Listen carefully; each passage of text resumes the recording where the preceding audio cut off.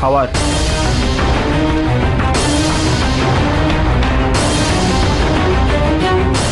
Manoj, Manoj,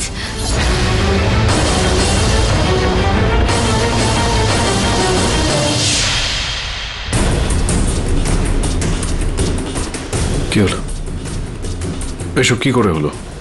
yes sir, sir thank god গুলি ছুঁয়ে বেরিয়ে গেছে। একবার যদি ওকে পাই না আমি। কেউ কি ওকে দেখতে পেয়েছে? না কেডি, যেই ছিল ঝোপের পেছনে লুকিয়েছিল, কিন্তু ব্রুনো তার পিছু নিয়ে হাত থেকে এটা ছিনিয়ে নিয়েছে।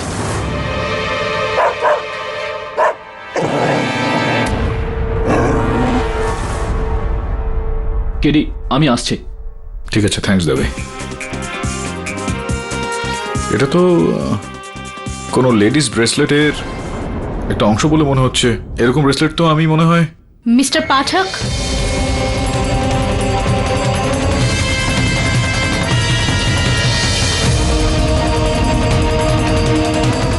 আসুন।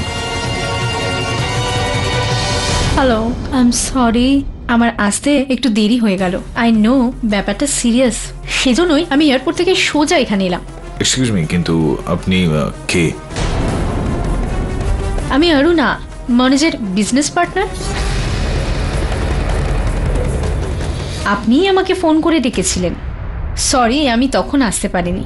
অ্যাকচুয়ালি আমি ইন্ডিয়াতে ছিলাম না, আমি ইউএসএ ছিলাম। আমার কাজিন সিস্টারের বিয়ে ছিল, সেজন্যই দেরি হয়ে গেল। কোনো ব্যাপার না, আমি বুঝতে পারি যে কেউ না কেউ যে কোনো রকম সামাজিক বন্ধনে আবদ্ধ। মনোজের বিষয় তো নিশ্চয়ই আপনি জানতে পেরেই গিয়েছেন। হ্যাঁ, ইট ওয়াজ ভেরি স্যাড। আমি আর মনোজ অনেক বছর ধরেই বিজনেস পার্টনার। ইনফ্যাক্ট আমরা বিজনেস পার্টনার ছাড়াও খুব ভালো বন্ধু ছিলাম। আমার তো মীরাকে নিয়ে টেনশন হচ্ছে। She really loved him. ও কি করে থাকবে ওকে ছাড়া? করুণা দেবী, আপনার কথা শুনে মনে হচ্ছে যে আপনি মীরা আর মনোজের সঙ্গে এক্ষেত্রে খুবই আপনার ঘনিষ্ঠতা, বন্ধুত্ব ছিল। হ্যাঁ মিস্টার পাঠক, এই কেসের ব্যাপারে আমি আপনাকে অনেক বড় সাক্ষী দিতে পারি, যেটা হয়তো আপনার ক্লায়েন্টকে বাঁচাতেও পারে।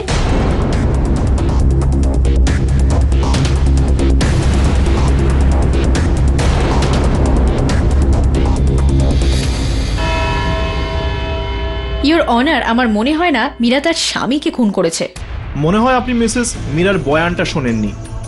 উনি কিন্তু অপরাধ স্বীকার করেছেন। আমি জানি না এর পিছনে ওর ব্যক্তিগত কারণটা কি, কিন্তু জজ সাহেব, আমার সন্দেহ যে এটা দুর্ঘটনা নয়, একটা মার্ডার, যেটা মনোজের পুরনো ড্রাইভার রামচরণ করেছে।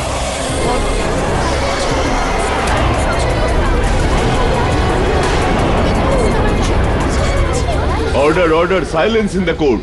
রামচরণ, এই গল্পেই নতুন ক্যারেক্টারটা কে?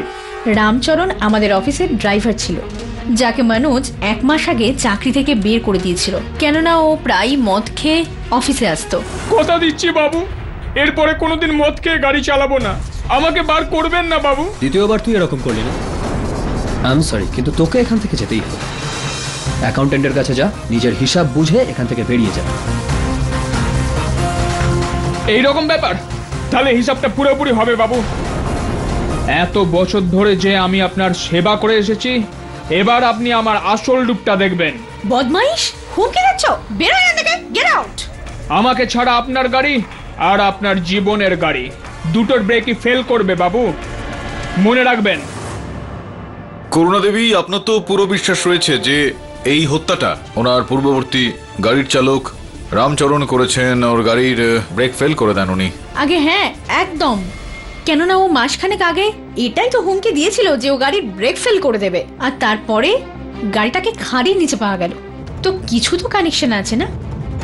এখন ব্রেক ফেলে নতুন গল্পটা কেন, যখন মিসেস মীরা সবকিছু সত্যি বলে দিয়েছেন? ব্রেক ফেল হয়নি মিস্টার পাঠক। না, এখন গাড়ির যে অবস্থাটা হয়েছিল আলী সাহেব, তার পরবর্তীকালে তো এটা বলা খুবই মুশকিল যে গাড়ির ব্রেকটা ফেল করানো হয়েছিল নাকি হয়নি, তাই না? কি মনে হয় আপনার? দেখুন মিস্টার পাঠক, এই সব কিছু না পয়েন্টলেস, কারণ মিসেস মীরা তো কনফেস করে ফেলেছেন। Isn't it your honour? Mister Pathak, আপনি যদি এমন 10 জন উইটনেসকেও দাঁড় করান, তবু কোনো লাভ হবে না, কেননা মীরা দেবী নিজের বয়ান দিয়ে দিয়েছেন। ইওর অনার, আমি জানি যে আমার মক্কেল এই আদালতে তার বক্তব্য পেশ করেছেন এবং তার অপরাধটাও স্বীকার করেছেন। আমি এই আদালতে ওনাকে মিথ্যাবাদীও প্রমাণ করব। আমি এটা প্রমাণ করে ছাড়বো যে বক্তব্যগুলো উনি আদালতে পেশ করেছেন সেগুলো সব মিথ্যে। কিন্তু এটা কি করে হতে পারে? আমি নিজে বলেছি যে আমি আমার স্বামীকে খুন করেছি। হ্যাঁ, আপনি আপনার স্বামীকে হত্যা করেছেন। তো বলুন যে কিভাবে আপনি আপনার স্বামীকে হত্যা করেছেন, কিভাবে মেরেছেন আপনি? বলে তো ছিলাম আমি গত আদালতে। বলুন, আরো একবার আপনি বলুন আমাদেরকে। প্রথমে আমি ওর মাথায় রেঞ্চ দিয়ে আঘাত করি, তারপর গাড়ির পেছনে বসাই, গাড়ি নিজে ড্রাইভ করে খাদের ওখানে নিয়ে যাই, আর তারপর গাড়িটাকে খাদে ঠেলার আগে নিজে ঝাঁপ দিয়ে পড়ি। আপনি গাড়ি চালাচ্ছিলেন সেদিন? রাইট হ্যান্ড ড্রাইভ গাড়ি ছিল নিশ্চয়ই। হ্যাঁ ড্রাইভারের জায়গায় বসেছিলেন? হ্যাঁ তো ড্রাইভারের সিট থেকে ঝাঁপ দিয়েছিলেন নিশ্চয়ই। হ্যাঁ। ইওর অনার, আপনি যদি অনুমতি দেন তো আমি ইন্সপেক্টর দাবেকে কাঠগড়া একবার ডাকতে চাইবো। অনুমতি দিলাম। ইন্সপেক্টর দাবে, আমি দুর্ঘটনার কিছুক্ষণ পরেই আমার সহায়ক বরুণকে ওখানে এই ঘটনাস্থলে পাঠিয়েছিলাম। আপনি আগেই ওখানে উপস্থিত ছিলেন। দয়া করে আপনি আদালতকে এটা বলুন যে ওখান থেকে ঠিক কি কি আপনি পেয়েছেন। এই দেখ গাড়ির টায়ারের চিহ্ন, যেটা সোজা খাদের দিকে যাচ্ছে।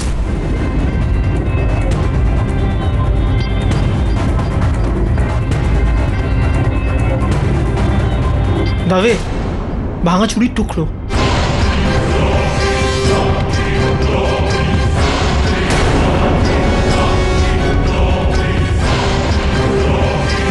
কাপড়ের টুকরো।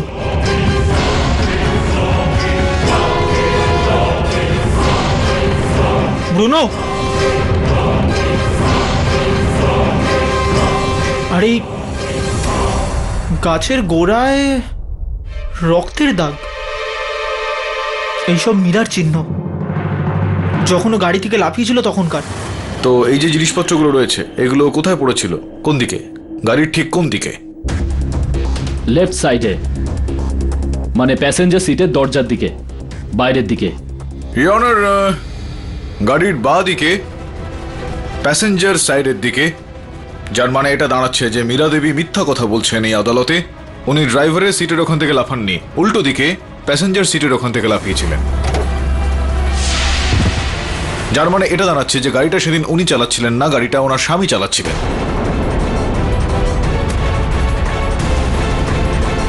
যার মানে এটা দাঁড়াচ্ছে যে উনি এখনো মিথ্যা কথা বলছেন, আর এর আগেও যখন উনি বক্তব্য রাখেন সেটাও মিথ্যা ছিল ইওর অনার। কিন্তু মীরা দেবী তো বলেছিলেন যে উনি ড্রাইভারের সিটেই ছিলেন। কি মীরা দেবী? আগে হ্যাঁ ইওর অনার, আমিও বিস্মিত হয়ে গিয়েছিলাম যে মীরা দেবী যখন তখন যা খুশি তাই কথা বলছেন। আরও একবার জিজ্ঞেস করে নি। হ্যাঁ মীরা দেবী, বলুন এরপর আপনি ঠিক কি বলতে চাইবেন? এটা তো প্রমাণিত হয়ে গিয়েছে যে গাড়িটা আপনি চালাচ্ছিলেন না। দয়া করে এবার বলে দিন, মিথ্যা কথা কেন বললেন আপনি? নিজের প্রায়শ্চিত্তের জন্য।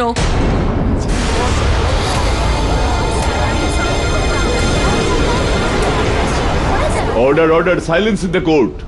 প্রায়শ্চিত্ত? কোন বিষয়ে প্রায়শ্চিত্ত? দুটো জন্মেই মনোজের প্রাণ আমার জন্য চলে গেছে। আমি ভাবলাম যদি এই জন্মে আমি ওর খুনের দায় নিজের উপর নিয়ে নিই তো আমার এই জন্মের প্রায়শ্চিত্ত হয়ে যাবে। আমি ওর অপরাধী। দেখুন দেখুন দেখুন মীরা দেবী, এই যে এইসব গত জন্মের কথা রয়েছে, গত জন্মের প্রায়শ্চিত্ত, আর এই যে বিষয়বস্তুগুলো রয়েছে এই গত জন্মের, এগুলো আদালতের সামনে কখনোই কোনোভাবে তোলা হয় না। তো এটা কোনো মার্ডার নয়, অ্যাক্সিডেন্টই ছিল। ইওর অনার, আমার প্রথমে একটা সন্দেহ ছিল যে এটা হয়তো দুর্ঘটনা, হত্যা নয়। কিন্তু এখন আমার পুরো বিশ্বাস রয়েছে এটা দুর্ঘটনা নয়, হত্যাই এটা ইওর অনার।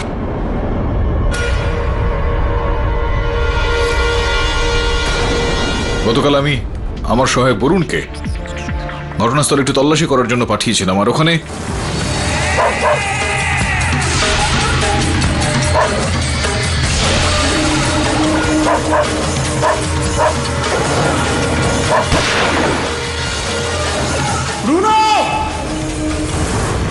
তাহলে আপনার মনে হয় এটা মার্ডার তো অবশ্যই, কিন্তু কোনো তৃতীয় খুনি।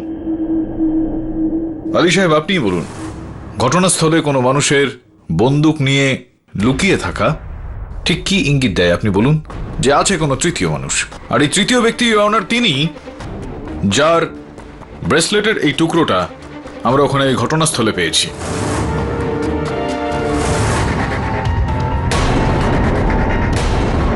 আপনি যদি অনুমতি দেন তো আমি মীরা দেবীর বোন সুহাসীকে একবার কাট করে ডাকতে চাইবো। আপনারই নয় এই জিনিসটা? না না, না বলবেন না কিন্তু, কেননা গতবার শুনানির সময় এটার পুরো রূপটা আমরা আপনার হাতে দেখে ফেলেছি। আমি ওখানে ছিলাম না স্যার। আচ্ছা, আপনি ছিলেন না ওখানে? তো আপনি ছিলেন না যখন, তখন আপনার অলংকারের একটা টুকরো কি করে সেখানে গেল, কি করছিল ওই ঝোপের মাধ্যমে, এটা কি করে সম্ভব? এটা আমার না, এটা তো হারিয়ে গিয়েছিল। এটা আমার কাছে ছিলই না। হ্যাঁ হ্যাঁ, আমার মনে পড়েছে।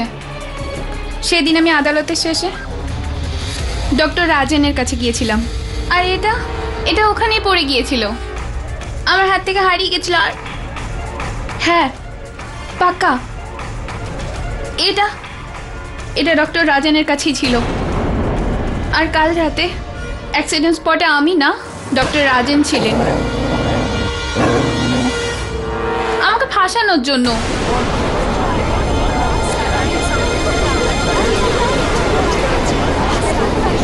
Order order, silence please. কেন কেন কি কেন? আচ্ছা ছাড়ুন, ওই সমস্ত ব্যাপার ছাড়ুন, আমি ওগুলো খোঁজ নিয়ে নেবো। আপনি আমাকে এটা বলুন যে আপনি ডক্টর রাজনের ক্লিনিকে কেন গিয়েছিলেন?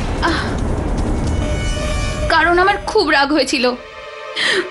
না ইনি আমার দিদির জীবনে আসতেন, না এই গত জন্মের নাটক শুরু হতো, আর না আমার জামাইবাবু মরতো। এইসব এই করেছে আমাকে ফাঁসানোর জন্য। জজ সাহেব, মেয়েটা বাজে কথা বলছে, মিথ্যে কথা বলছে। তুমি এই ব্রেসলেটটা আমার অফিসে কখন ফেলে এলে? সারা রাত আমি আমার বাড়িতেই ছিলাম জজ সাহেব। না আমি ব্রেসলেট পরি, আর না আমার কাছে কোনো বন্দুক আছে জজ সাহেব। মিস্টার পাঠক, মনে হচ্ছে আপনার চোর এখনো লুকিয়ে আছে। ইওর অনার, এটা স্পষ্ট যে ডক্টর রাজন আর সুহাসীর মধ্যে কেউ না কেউ তো মিথ্যা কথা বলছে। কেডি স্যার, আমি আমার বোনকে খুব ভালো মতন চিনি, ও মিথ্যে বলবে না। তার মানে এটা দাঁড়ায় যে আপনার লাভার বয় ডক্টর রাজন মিথ্যে বলছেন। ডক্টর রাজেন আমার লাভার নয়। হতে পারে যে অরুণাই সত্যি বলছে, কেননা অনেকবার আমি রামচরণকে বাড়ির বাইরে ঘোরাফেরা করতে দেখি। এটা হতে পারে যে ওই কারের ব্রেক ফেল করিয়েছে আর কাল রাতে কিছু খুঁজতে এসেছিল ওখানে। জজ সাহেব, এই রিপোর্টটা স্যারকে দিতে হবে।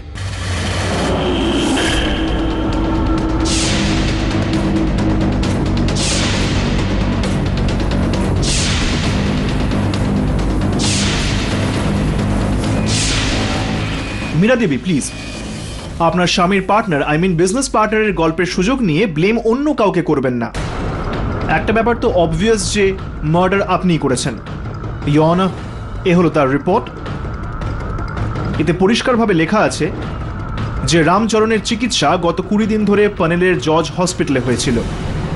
সেই ঘটনার রাত্রে ওনার অবস্থা এরকম মোটেই ছিল না যে উনি গিয়ে কারো গাড়ির ব্রেক ফেল করতে পারতেন।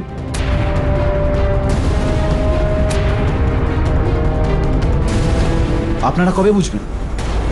যা হয়েছে ভগবানই করেছে, কারোর কোনো হাত নেই এখানে। মনোজ মীরাকে মারতে চেয়েছিল, যদি সে রাতে মীরা মনোজের আগে ওই গাড়ি থেকে ঝাঁপ না দিত।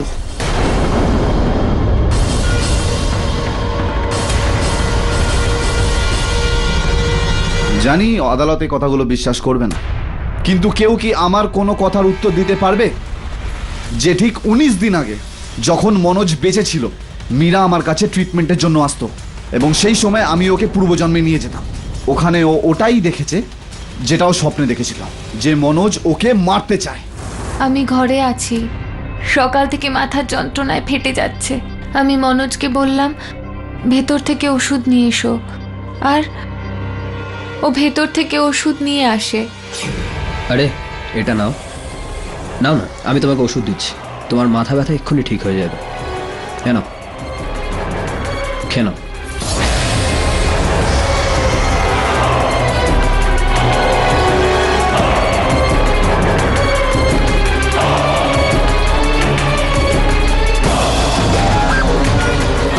মীরা, কি হলো? মীরা, মীরা, মীরা, তুমি ঠিক আছো তো?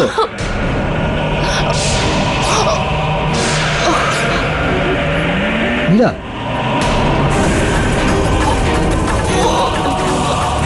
উপস, সরি। আমি অ্যাকচুয়ালি মাথা ব্যথার ওষুধের জায়গায় বিষ দিয়ে দিয়েছিলাম।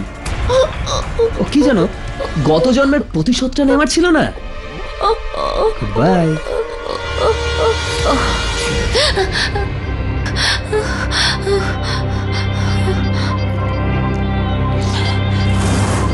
আর সে স্বপ্নের পরে যা কিছু হয়েছিল আপনি মীরাকে জিজ্ঞেস করতে পারেন। মীরা দেবী, আপনি বলুন কি হয়েছিল সেই রাতে? মাথায় খুব যন্ত্রণা করছে, জানি না কেন। দাঁড়াও, আমি তোমার জন্য ওষুধ নিয়ে আসছি।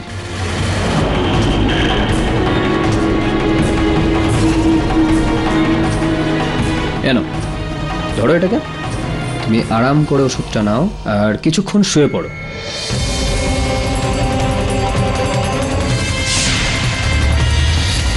নাও।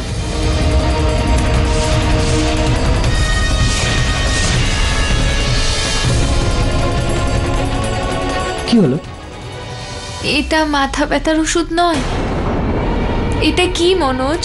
মাই গড, মীরা এটা আমাকে ফেরত দাও। এটা কি? এটা আগে দাও না। আই এম সরি, আমি ভুল করে তোমাকে ইঁদুর মারার বিষ দিয়ে দিয়েছিলাম। আই এম সো সরি, আমি জানি না এটা কিভাবে মিশে গেছে, সব আমার ভুল। I am really sorry. এবার আপনারা সবাই আমার মাধ্যমে একটা কথা বলুন যে মীরা একটা স্বপ্ন দেখে যেটা বাস্তবায়িত হতে হতে থেমে যায়। সে আমার কাছে আসে এবং আমি সেটা দেখাই। ওকে আমি সতর্ক করি, যদিও সতর্ক না হতো তবে ওষুধ খেয়ে নিত। আর জজ সাহেব, একবার হয়নি, এটা অনেকবার হয়েছে।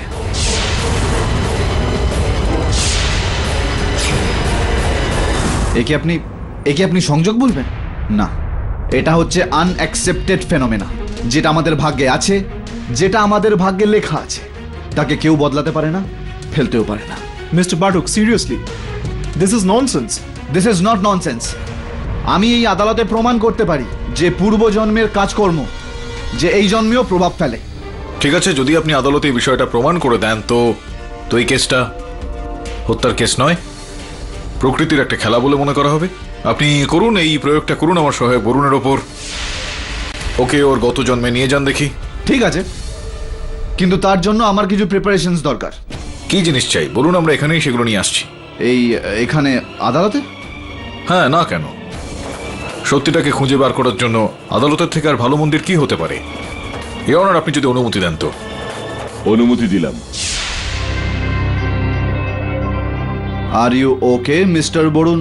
আগে হ্যাঁ, আমি ঠিক আছি, আপনি স্টার্ট করতে পারেন। কিন্তু তার আগে আপনাকে একটা কথা বলতে হবে যে আপনি এরকম কখনো কোনো স্বপ্ন দেখেছেন যেটা বারবার, আই মিন কোনো বাজে স্বপ্ন? হ্যাঁ, আমি একটা খোলা মাঠে রয়েছি, সাদা রঙের মাঠে, আর আমার সামনে একটা লাল রঙের কাপড় মাটিতে পড়ে রয়েছে। আর আমি যখন ওটাকে তুলতে যাই তখন আমার দম বন্ধ হয়ে আসে। আমি বুঝতে পারছি না যে আমার এই দম বন্ধ হয়ে আসা, লাল কাপড়, স্মার্ট, এসবের কি মানে। এক্ষুনি জানা যাবে সেটা।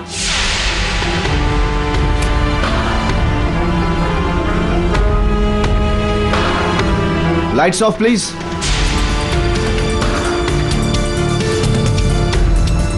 এই পেন্ডুলামের কেন্দ্রে মনোসংযোগ করুন। মন দিয়ে দেখুন এটাকে।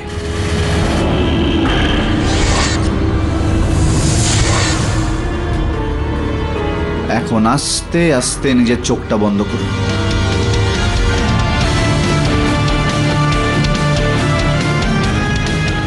এবার আমি আপনাকে এমন যুগে নিয়ে যাব আপনার আত্মাকে আপনার শরীর থেকে আলাদা করে অনেক দূর, পূর্বজন্মে নিয়ে যাচ্ছি। আপনার আত্মা আপনার শরীর থেকে মুক্ত হয়ে গেছে, সে উঠতে পারে, উঠছে, আস্তে আস্তে অনেক দূর যাচ্ছে।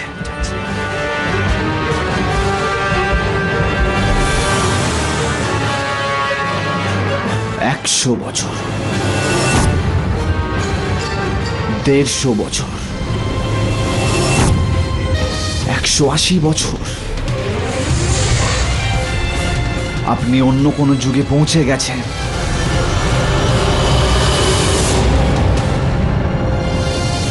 কিছু দেখতে পেলেন আপনি? হ্যাঁ, কি দেখলেন? ফাঁকা জায়গা, মাঠ। মাঠ নাকি যুদ্ধক্ষেত্র? হ্যাঁ, যুদ্ধক্ষেত্র।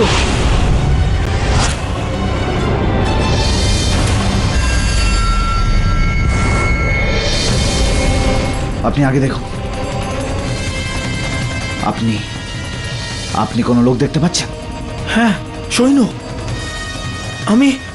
আমি একজন সৈন্য, আর আমি যুদ্ধ করছি। আরো আগে দেখুন, লাল রং দেখতে পাবেন আপনি নিচে মাটিতে। কি সেটা? হ্যাঁ, আমার বন্ধু, আমার সামনে আমার বন্ধু, সৈনিক, রক্তাক্ত, আমার সামনে পড়ে রয়েছে। তাকে গিয়ে ওঠান, যান গিয়ে সাহায্য করুন। হ্যাঁ, কিন্তু কি হলো? কেউ তলোয়ার দিয়ে আমার ঘাড়ে আঘাত করেছে।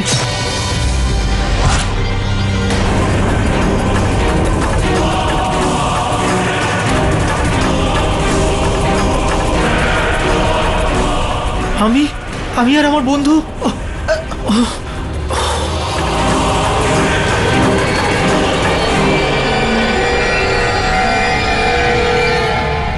আসলে বরুণ তার পূর্বজন্মে একজন যোদ্ধা ছিল, যে তার বন্ধুকে ব্যাটলফিল্ডে বাঁচাতে অক্ষম ছিলেন।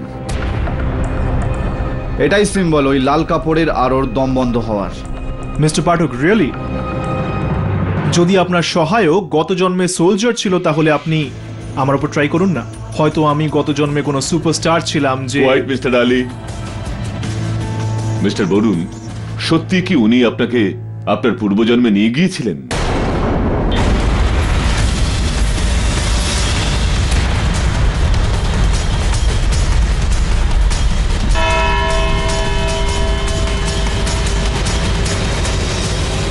এই আদালত কাল পর্যন্ত মুলতবি রাখা হলো। The court is adjourned.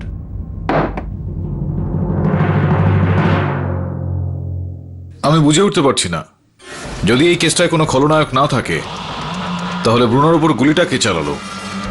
Sir, হতে পারে কোনো কাকতালীয় ব্যাপার। কি কথা বলছিস তুই বরুণ? গুলি চালানো কখনো কাকতালীয় হতে পারে না। এই পুনর্জন্মের গল্পে তো এমন একটা কিছু রয়েছে যেটা আমরা দেখে উঠতে পারছি না। মিস্টার পাঠক,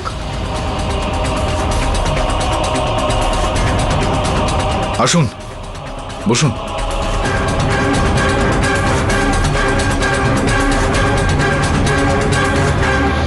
স্যার প্লিজ, আপনি ওই মিথ্যেবাদী ডাক্তারকে বিশ্বাস করবেন না। যে জাদু ও আমার দিদিকে করেছে, সেটাই ও বরুণকেও করেছে। আমার কথা বিশ্বাস করুন স্যার, এই সব কিছুর মূলে ডক্টর রাজিনী রয়েছে। স্যার প্লিজ প্লিজ আমার দিদিকে বাঁচান। হ্যাঁ, ওই আপনার ব্রেসলেট, সেটা তো আপনি ডক্টর রাজনের ওখানে ফেলে রেখে দিয়ে আসেননি। আপনি তো ভুলে যাননি সেটা আনতে।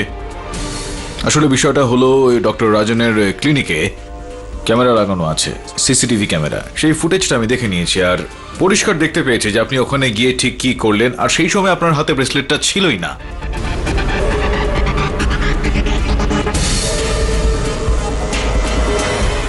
হ্যাঁ sir, I am really sorry. আমি এই সব কিছু ওই লোকটাকে ভাসানোর জন্যই করেছি স্যার। স্যার, না ও আমার দিদির জীবনে আসতো, না আমার দিদির জীবন নরক হয়ে যেত। Thank you. তাছাড়াও ডক্টর রাজনের ক্লিনিকের কোনো সিসিটিভি ফুটেজ আমি সেদিনকে দেখিনি। এমনি বললাম, সত্যিটা আমার জানা ছিল যেটা আপনি বলে দিয়েছেন। আচ্ছা বলুন এবার, সত্যি সত্যি ব্রুনোর ওপর গুলিটা আপনি চালিয়েছেন? না স্যার, আমি তো ওখানে ছিলামই না, আর ওটা আমার ব্রেসলেট না। এই দেখুন স্যার। দুটো ব্রেসলেট একই টাইপের। এটা যদি আপনার ব্রেসলেট হয়ে থাকে তাহলে ওইটা? হ্যাঁ, একটা আমার আর একটা আমার দিদির। আর স্যার, যে ব্রেসলেটের টুকরোটা আপনি ওখানে দেখেছিলেন, ওটা আমার না, ওটা তো দিদির।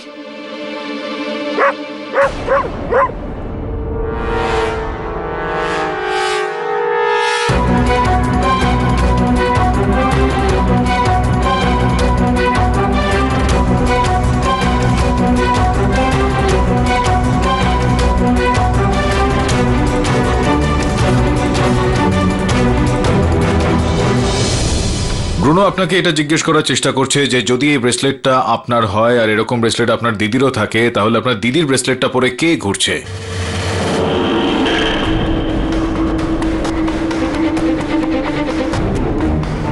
স্যার দেখুন, যদি যদি আমি ওর ওপর গুলি চালাতাম তো ও কি আমার কাছে এভাবে আসতো? স্যার আমি কিচ্ছু করিনি স্যার।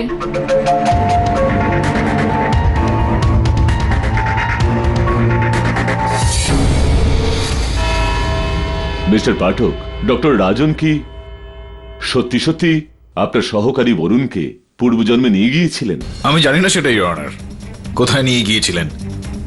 কিন্তু এই স্বপ্নটা জানি না সেটা কার স্বপ্ন ছিল, কিন্তু বরুণের তো ছিলই না, ইওর অনার।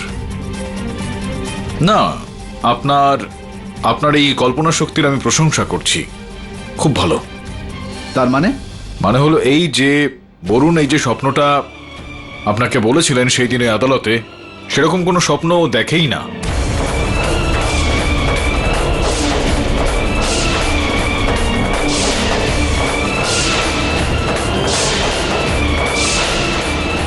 ওটা তো আমার কথা মতো একটা মিথ্যা কথা আপনাকে বলেছিল, আর আপনি জানি না সেটা শুনে কি সব। এবার আপনি সত্যিটাকে লুকোচ্ছেন। বাস্তবটা আমি ঘুরিয়ে দিচ্ছি, আমি বাস্তবটা আপনাকে বলছি, আমি সত্যির এই আয়নাটা আপনার সামনে তুলে ধরছি। আপনি আসলে কোনো রকম ডক্টর ফক্টর নন, আপনি একজন আসলে হিপনোটিস্ট। মানুষজনকে আপনি হিপনোটাইজ করেন, আপনার ক্লায়েন্টদের খারাপ স্বপ্ন, তাদের ভয়ের সুযোগ নেন আপনি। জানি না আমি কি সমস্ত ভুলভাল গল্প আপনি হিপনোটাইজ করার সময় তাদের মনের মধ্যে একেবারে গেঁথে দেন।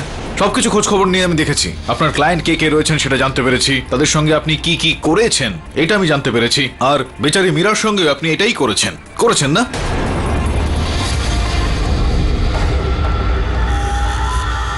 হ্যাঁ হ্যাঁ, কিন্তু কিন্তু কিন্তু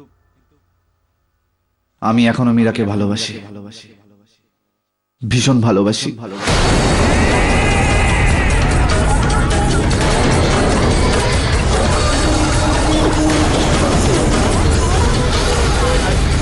এতটাই ভালোবাসি যে যখন ওর স্বামীকে আমি দেখতাম ওর সঙ্গে, হিংসে হতো, ভীষণ হিংসে।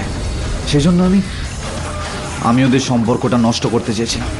যেদিন মীরা আমাকে ওর বাজে স্বপ্ন সম্বন্ধে বলে যে মনোজকে স্বপ্নে মেরে ফেলছে, তখন এই পুরো গল্পটাই আমি তৈরি করি। মানে ওই যে মীরা দেবী নেতা ছিলেন, মনোজ সাংবাদিক ছিলেন, গত জন্মে সে সমস্ত মিথ্যা ছিল, তাই তো? হ্যাঁ, আমি শুধু ওকে মনোজের থেকে দূরে করতে চেয়েছিলাম। রাজেন, তুমি আমাকে ধোঁকা দিয়েছো। কত বিশ্বাস করেছিলাম তোমাকে। মনোজ বলতো যে তুমি সব মিথ্যে বলো, তোমাকে বিশ্বাস না করতে, কিন্তু তার একটা কথাও আমি শুনিনি। দিদি আমি বলেছিলাম না এই লোকটা ও এক নম্বরে। Will you please sit down? বসুন আপনি। হ্যাঁ, কিন্তু এটাও সত্যি যে মনোজের মৃত্যুতে আমার কোনো হাত নেই। না, সেটা আছে কি নেই সেটা সময় বলবে। আমার মনে ঠিক এই সময় যে প্রশ্নটা উঠে আসছে সেটা হলো এই যে এখানে মন গড়া গল্পগুলো আপনি এই মীরার মনে ঢোকালেন, তো তারপর সেগুলো সত্যি কিভাবে হয়ে গেল? সমস্ত বাক্যগুলো সেরকম ভাবেই কি করে ঘটতে থাকলো যেরকমটা আপনি বলেছিলেন? এই প্রশ্নটাই তো আমি নিজেকে রোজ করি, কিন্তু আমি উত্তর খুঁজে পাই না।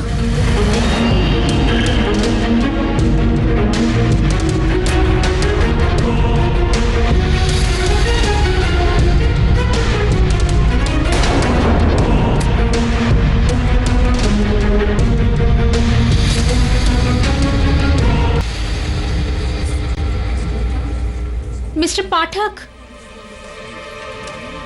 আগে আমি আপনার সঙ্গে কথা বলতে চাইছিলাম।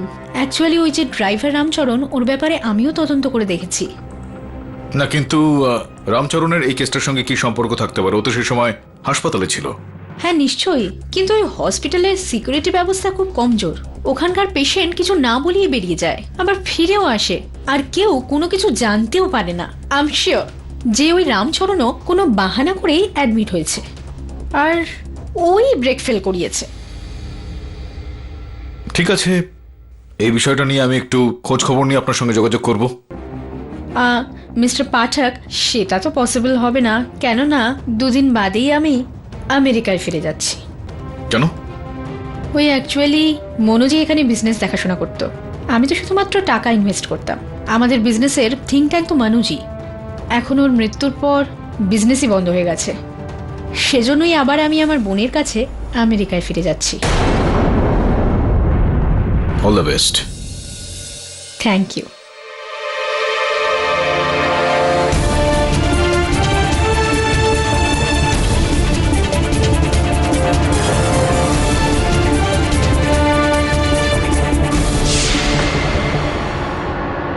স্যার, আমি নিয়ে এসেছি মিরার সেশনের footage.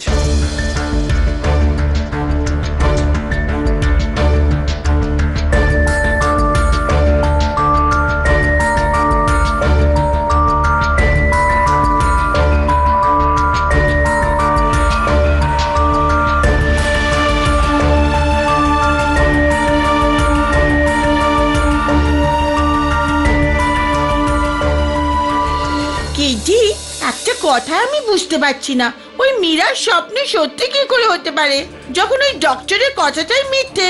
How it is possible? এটাই তো আমি চিন্তা করে করে পাগল হয়ে যাচ্ছি বিলি। এই সমস্ত কিছু হলো কি করে?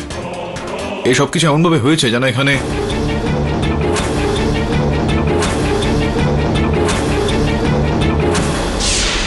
মীরা দেবী, এই ব্যাগটা কি আপনার? হ্যাঁ, এই ব্যাগটা তো আমার, আর সবসময় আমার সাথেই থাকে। আপনি কোথা থেকে পেলেন? আপনার কাউন্সেলিং এর ফুটেজে আমি এটা দেখছিলাম, আর আমি দেখলাম যে সব ক্ষেত্রে এই ব্যাগটা ওখানে রাখা আছে।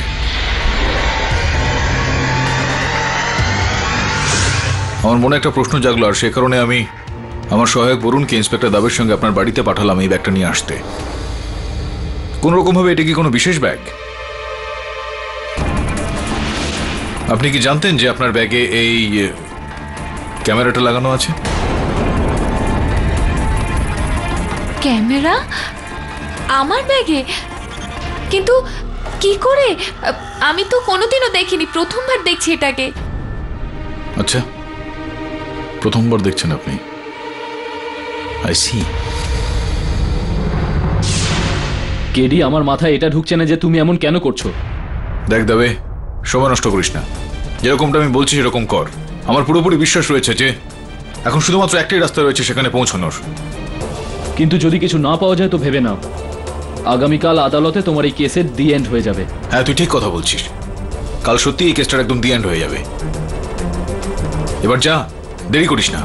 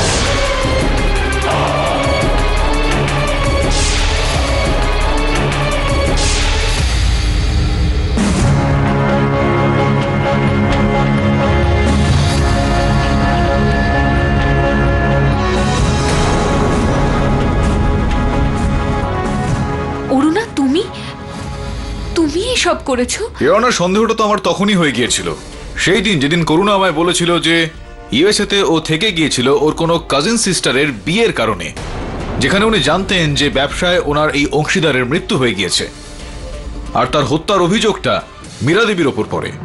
কিন্তু তবুও তার জন্য ওইখানে বিয়েটা অ্যাটেন্ড করা খুব জরুরি হয়ে পড়ে।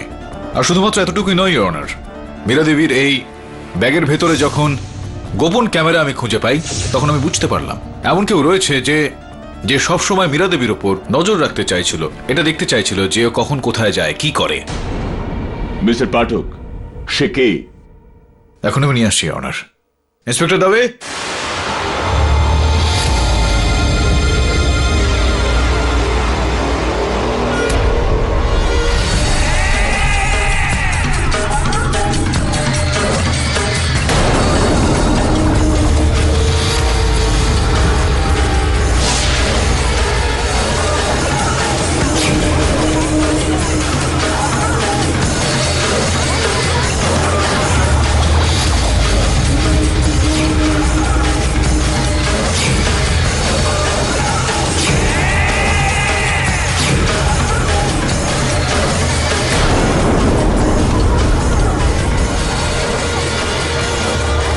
Order, order, silence in the court. Manoj, তুমি বেঁচে আছো? এরা সবাই তোমার হত্যাকারী ভাবছে আমাকে। মীরা দেবী ইনি জানতেন যে ওনার হত্যার অভিযোগে আপনাকে ফাঁসানো হয়েছে, কেননা এই কাজটা ইনিই করেছেন। আসুন আসুন মনোজবাবু, এখানে আসুন এই কাঠগড়ায়। এখন তো অনেক কিছুই বলতে হবে এবার আপনাকে, নিজের দোষটা স্বীকার করতে হবে। চলুন প্রথম থেকে একদম শুরু করা যাক, বলুন। যখন আমি জানতে পারলাম যে মীরা ডক্টর রাজানের কাছে নিজের বাজে স্বপ্ন শোনাতে যাচ্ছে, তো ওর ওপর নজর রাখার জন্য আমি ওর ব্যাগের মধ্যে ক্যামেরা ফিট করে দিলাম, যার সাহায্যে ওর স্বপ্নগুলোকে আমি পরিষ্কারভাবে শুনতে পারি, যাতে এটা ডিসাইড করতে পারি যাতে আমি ওকে কিভাবে মারব।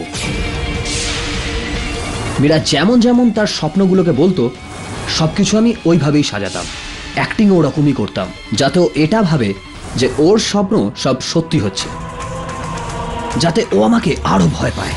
মানে আপনি খুব চিন্তা ভাবনা করে একেবারে জেনে শুনেই মীরা দেবীর এই ভয়টার সুযোগ নিয়েছেন। হ্যাঁ, আর তারপর সেই দিন এলো যেদিন আমি গাড়িতে মীরার সাথে ঝগড়া করলাম। আমি সবকিছু প্ল্যান করে রেখেছিলাম, আমি ইচ্ছে করে গাড়িটাকে খাদের ধারে নিয়ে যাই।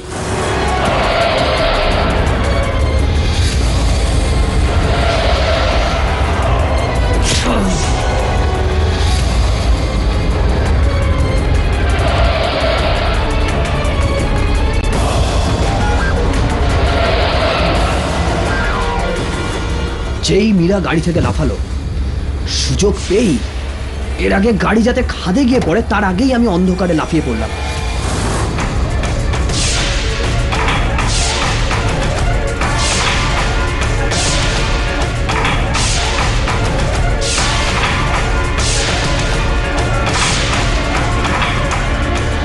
কিন্তু গাড়িতে যে পোড়া লাশটা পাওয়া যায় সেটা কার ছিল? আর তোমার মাথায় তো চোট ছিল, তাই না? ওই লাশ আমি নিজেই গাড়ির পেছন দিকে শুয়ে রেখেছিলাম, মর্গ থেকে বার করা এক বেওয়ারিশ লাশ। বরং যখন মীরা গাড়িতে বসলো ও জানতে পারেনি ওই লাশটার সম্বন্ধে, আর ওই চোট আমার অল্প চোট লেগেছিল, আর তারপর আমি অজ্ঞান হওয়ার নাটক করলাম। তো তাহলে ওখানে ফিরে চলে আসার কারণটা ঠিক কি? কারণ গাড়ি থেকে লাফানোর সময় আমার ঘড়ি ভেঙে ওখানেই পড়ে গেছিল, ওর জন্য। হ্যাঁ, তো সেটা খুঁজতেই আপনি সেখানে গিয়েছিলেন। ব্রুনো আপনাকে শুকতে শুরু করে, আপনি তখন তার উপর গুলি চালান। আগে হ্যাঁ, আমি আপনাদের সবাইকেই বোকা বানাই। ব্রুনোর মুখে আমি সুহাসের ব্রেসলেটটা দিয়ে দিয়েছিলাম, যেটা আমার কাছেই ছিল।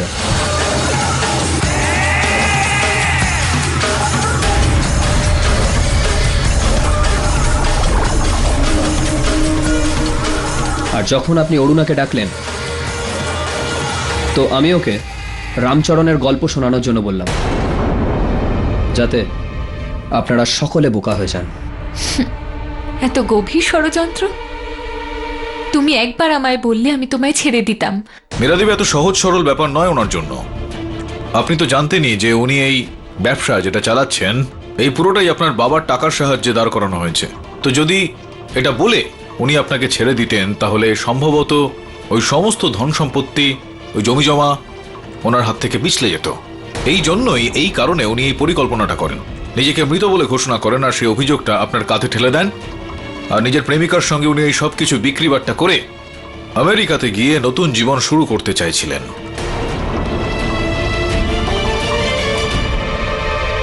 The defence রেস্টস। এই আদালত মনোজ সূর্যবংশীকে নিজের মৃত্যুর অভিনয় করে নিজেরই স্ত্রীকে ফাঁসানোর অভিযোগে গ্রেপ্তার করার আদেশ দিচ্ছে। আর সেই সঙ্গে মিস অরুণা শ্রফকে ওনার সঙ্গ দেওয়ার জন্য হেফাজতে নেওয়ার হুকুম দিচ্ছে। আর মিসেস মীরাকে সম্মোহন করার জন্য ডক্টর রাজনের উপর তদন্ত করা হোক। আর রইলেন বাকি আপনি মীরা দেবী। যখন মার্ডার হয়নি তখন মার্ডারের কেস কিসের? সেই জন্যই আদালত আপনার কাছে মার্জনা চেয়ে আপনাকে এই কেস থেকে সসম্মানে মুক্তি দিচ্ছে। Case is closed. Congratulations mister KD. মনে হয় আপনার এবং আমার গত জন্মের কোনো 36-এর আখড়া নিশ্চয়ই ছিল। 36-এর নয়, আমার মনে হয় 48-এর হবে সম্ভবত। কি?